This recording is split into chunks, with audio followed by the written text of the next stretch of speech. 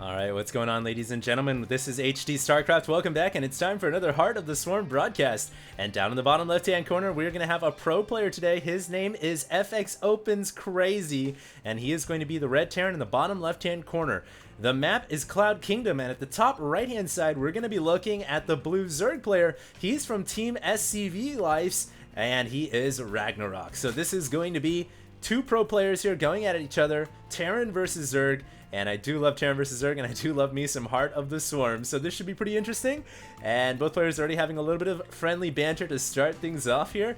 And by the way, guys, this is going to be the last video I do before I head out to my snowboarding trip out in Lake Tahoe. So obviously these videos are going to be coming up probably around, I don't know, Sunday or so, the day when I'll be finishing up. But nevertheless, I always try to get as many videos as I can out before I go on a vacation. So wish me luck at the slopes.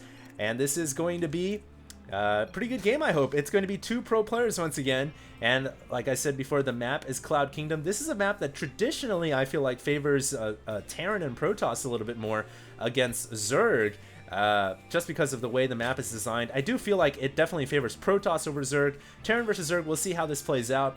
But a little bit of QQ here from the Zerg player saying that Terran's a little bit OP. Sugo Yo says crazy, and you know, the thing here is this is not the latest patch where the medevacs and their emergency boosters, excuse me, not the emergency boosters, but the ability to heal 5 HP per second rather than 3 HP per second. It was removed, and it wasn't removed, but it was placed over at the fusion core, so you had to wait until tier 3 to actually get that upgrade. This game doesn't actually reflect that patch. This was one patch prior, so it's still pretty up to date, but regardless, I do think that Terran got a bit of the nerf stick, but we'll see how this plays out. It still should be a good game. Following this, so I do want to try to get more replays out for you guys that are of the most highest caliber and of the most recent variety. So if you guys know any pro players playing Heart of the Swarm, or you guys watch any streams, or you guys are a pro yourself and you want to get your game casted, go ahead and send those replays over to me at HDreplays@gmail.com. Especially if you guys watch any of the streamers, if you see any sick games, go ahead and just send them a message or something and say, hey, HD would love to cast your replay if you would like. So there it is, and let's go ahead and see how this game goes down. A Terran versus Zerg, man, this is my favorite matchup in StarCraft 2. And in Heart of the Swarm, we already saw a couple of crazy games with the Blinding Cloud just really forcing Terran to micro their butts off. They're forced to just spread the Marines out in ways you never usually see. You do see them spreading them out against Banelings, but against Blinding Cloud, it almost feels like it's more urgent. And yeah, that doesn't necessarily add up because Banelings are explosive and they can do damage. They can kill your Marines very quickly. But the problem with Blinding Cloud too is if you leave them under the cloud, then you're pretty much losing all those forces anyways. You really do have to micro them, and the effect of the cloud is larger than a Baneling detonation is, so you really see some pretty sick micro mechanics coming out to play from top tier Terran players, and both of these guys are very good. You saw them already talking a little bit about the Playhem tournaments that they have matched up against it at before, and Playhem is a weekly tournament, I believe, that's thrown up, you know, and a lot of pro players compete in that. So regardless, we'll see how this goes down. We do have a hidden SCV just chilling at the rocks here at the edge of the expansion. That is going to be taken down by two Zerglings, and Crazy should probably try to get out of there. There we go. Whoops. So now we'll see how this is going to play out, but we do have a one barracks expand from Crazy, who is now adding on a factory. Very interesting. Will he play mech style or will he play bio-based style? Because now I feel like Terrans definitely have two options to work with. Before in Heart of the Swarm, in the early incarnations, Terran would almost exclusively go mech. They were like, screw bio. Mech has more AoE, it's more firepower, it's better for the late game. Bio has a lot of drawbacks, namely, you know, 2 AoE. So now, of course, with the medevac able to heal much faster, 5 HP per energy instead of 3 HP per energy, it really has bolstered bio, making it a much more possible a way to play Terran versus Zerg. Of course, that is the way Terrans play TVZ in Wings of Liberty, but now in Heart of the Swarm, it just becomes that much better. So we'll see what he decides to go with. For now, it looks like he's going to go for a quick starport and try to take to the skies. We might see a quick Banshee, or we might see the Tech Lab being thrown down immediately for the Caduceus Reactor upgrade. Remember, guys, as of the latest patch, the Caduceus Reactor has been moved to requiring a fusion core, but you know, still I think these are good games and worthy of casting, at least before they get too far out of date. We do have some Zerglings rushing out there from Ragnarok. It looks like he's going to go ahead and get a little bit of map control with these Zerglings, but there are some Hellions making their way out onto the field right now. Now, will the Zerglings be able to get a surround? I don't think they should chase up the ramp. That's where the Hellions love it best. And they can just turn around and get a couple of good volleys there and roast up those Zerglings very easily. So Ragnarok is going to fall back here to the Xel'Naga Tower and keep a good spread on those Zerglings as he grabs a third hatchery.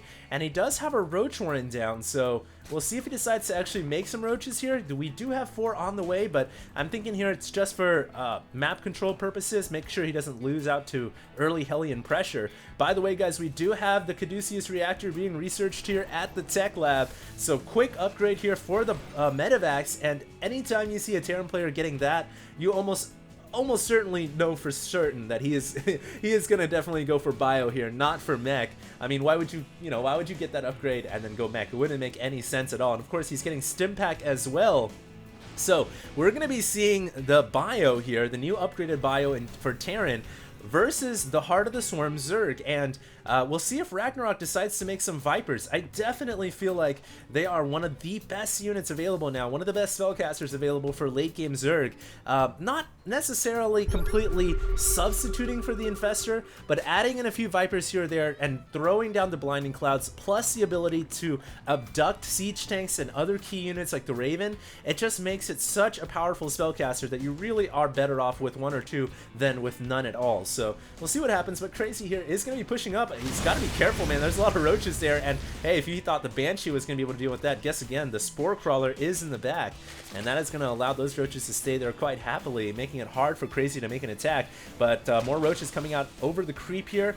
Nice, I like the early pressure here from Crazy, though. He's not overcommitting, he's just poking and prodding, but more importantly, he's preventing the Zerg from getting creep tumors downfield. And of course, Ragnarok's not too happy about that. He needs a creep spread, so he's going to plant the Spore Crawler down, and that's going to allow some more tumors to go ahead and pop out here. Meanwhile, he's keeping a good amount of roaches back over on the top side. Notice his macro 10 minutes in now. He is maxed at 74 workers or 75 workers.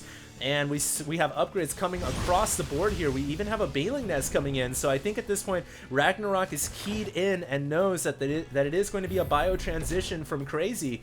And speaking of bio transition, just look at the number of barracks he's got coming right now. Engineering Bay coming with +1/+1 as well.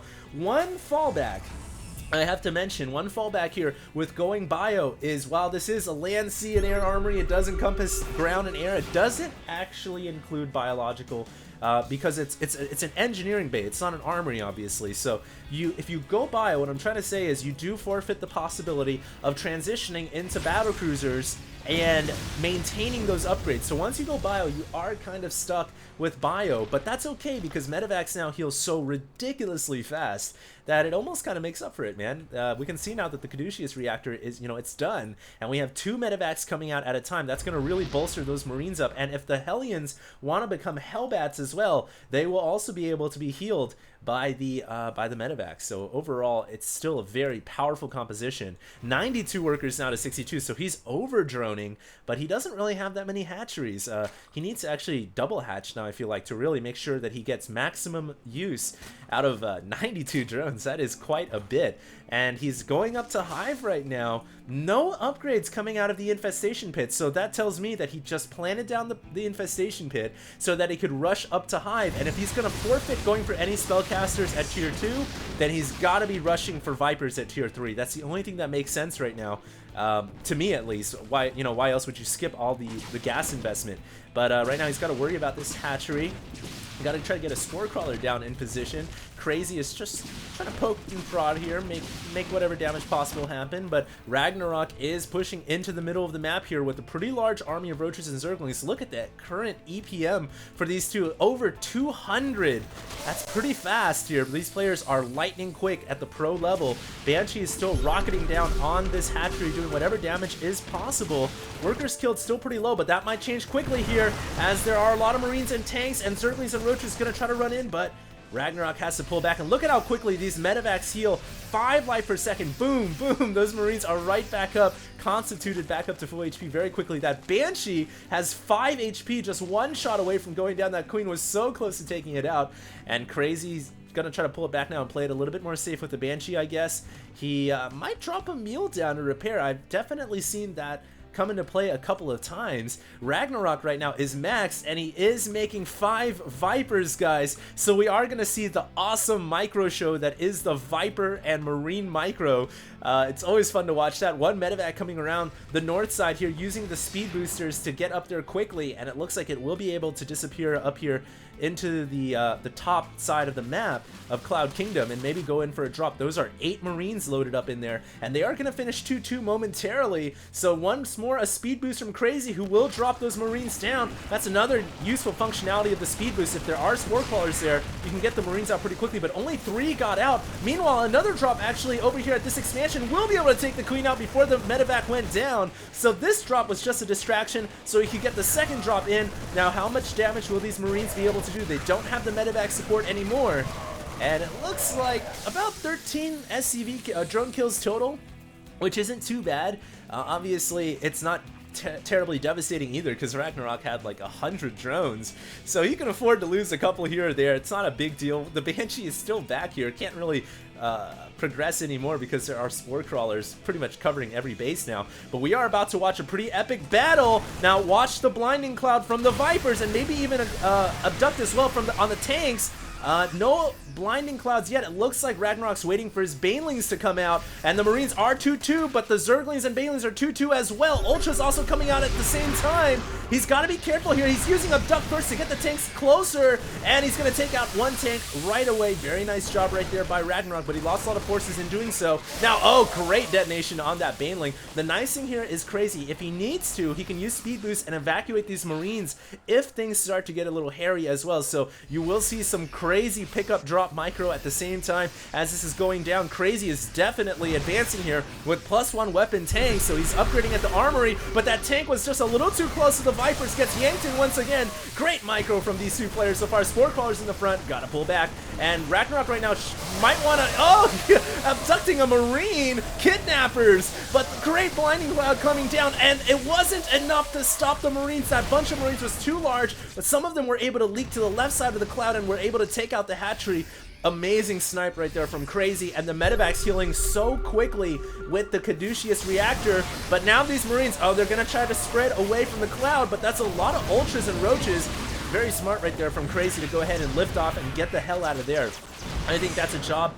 That's a mission accomplished, but he ended up losing a lot of forces as well. So the question here is, what was it worth the cost? You know, he lost a lot of Marines, and he killed off only a hatchery. Didn't really get that many drone kills. But he does have a Banshee coming around the back here, racking up a few more. Finally goes down. That was that Banshee with 5 HP or so.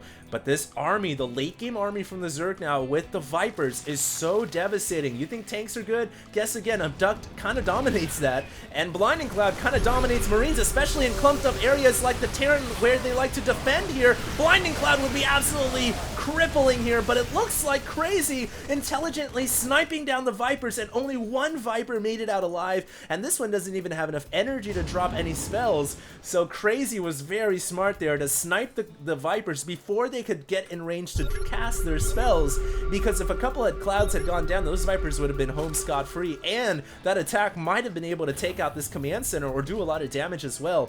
You know, going back to what I was saying before, the Blinding Cloud really does, it kind of messes with Terran, because Terran likes to play defensively. They like to clump up around these buildings back at home, but when things start to get narrow and clumped up, that's where the Blinding Cloud really shines, because the Marines have difficulty spreading out if there's buildings in their way. So it's a really, it's a hard balance to strike. The Crazy's coming in here once again, using the speed boost to get the medevac. Didn't actually move it out of the way, but he did get some Marines down. 4 Marines here starting to ravage through the drone line, but we have a big attack potentially from Crazy, who's coming in with a lot of forces. Now the Banelings are coming in. Oh, the Marines trying to run for it. The Vipers are coming in. Great blinding clouds as the Ultras will just rip through the remaining forces.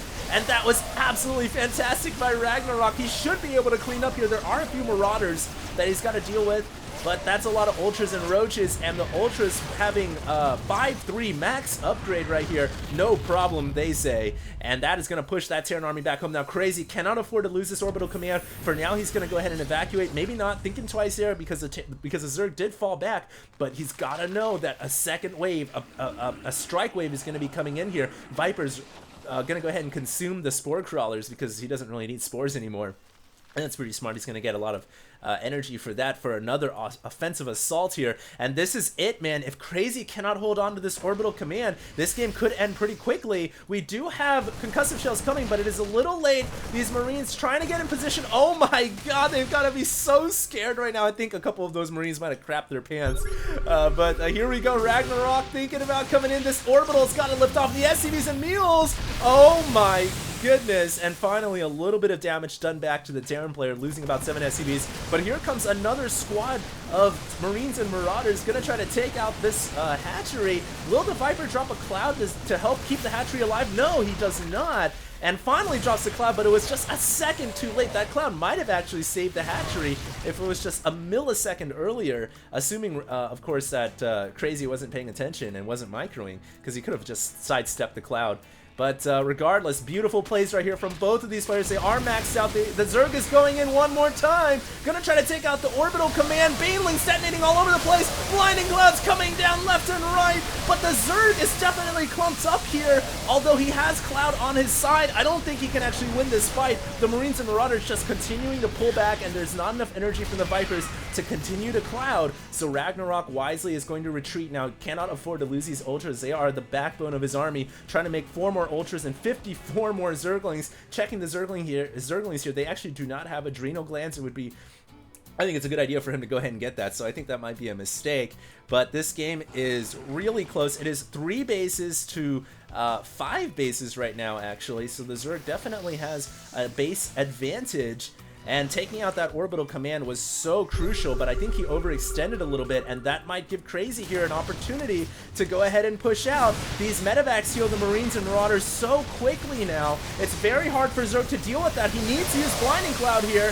He is going to go in and just take out Marines and Marauders with the AoE damage of the Baneling and the Ultras. No Blinding Cloud whatsoever, but these medevacs can heal Marines and Marauders very quickly, but not quick enough against Ultras that surround from all sides, and Crazy has to call GG. Well played. I guess, you know, you got a lot of medevacs, and yeah, they heal pretty quickly, but come on, there's 5 Ultras surrounding a squad of Marines and Marauders. They're pretty much toast. It doesn't matter how many medevacs you have. So good play right there. That was a pretty quick one, 23 minutes, but that was a very high level match between TSL.Ragnarok and FXO.Crazy. So I hope you guys enjoyed. That's gonna be the last one, I think, before I head out for my snowboarding trip. I hope you guys all had fun. I'll have more videos when I come back on Monday, but for now, this is HD StarCraft, and I am signing out.